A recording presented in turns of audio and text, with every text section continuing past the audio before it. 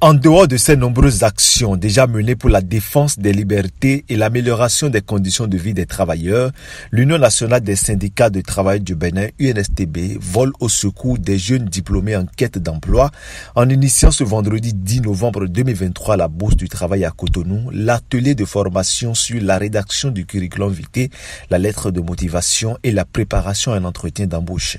La jeunesse est le pilier sur lequel il faut bâtir pour tout développement durable. C'est à juste titre que l'écrivain Boubacar Bouaré disait « L'avenir d'un pays, d'un continent, dépend de ses jeunes.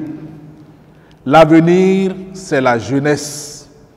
L'avenir, c'est pour la jeunesse. L'avenir, c'est par la jeunesse. » La jeunesse représente donc une force vive. Elle est riche des aspirations propres à ce moment de l'existence. Mais pour incarner ce potentiel et cette énergie, il est nécessaire que la jeunesse soit non seulement bien formée, mais aussi préparée à se révéler afin de réussir à se faire une place dans la société à travers un emploi décent qui le libère et lui permet de se construire et de construire l'avenir. À l'issue de cette formation animée par le consultant formateur Steve Boton, les participants touchent du doigt leur intérêt à participer à cet atelier. En tant que participante, aujourd'hui j'ai vraiment appris beaucoup de choses, comme par exemple comment rédiger son CV.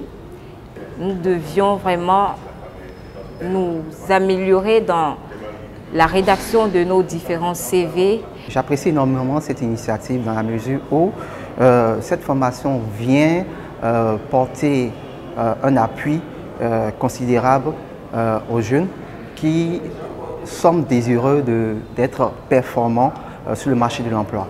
Dans son discours d'ouverture, le secrétaire général de l'UNSTB a souligné combien de fois le CV et la lettre de motivation sont des éléments déterminants dans l'employabilité des jeunes demandeurs d'emploi. Chers participants, pour l'Organisation internationale du travail, pour booster son employabilité, il est nécessaire de développer des compétences et connaissances, de mettre régulièrement son curriculum vitae à jour,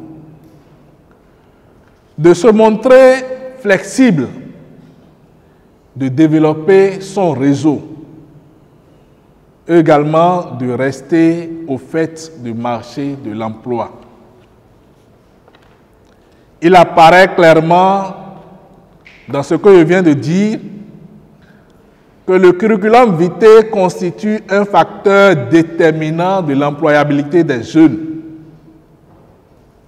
À côté du curriculum vitae, la lettre de motivation et l'entretien d'embauche constituent également d'autres facteurs qui participent de l'employabilité des jeunes.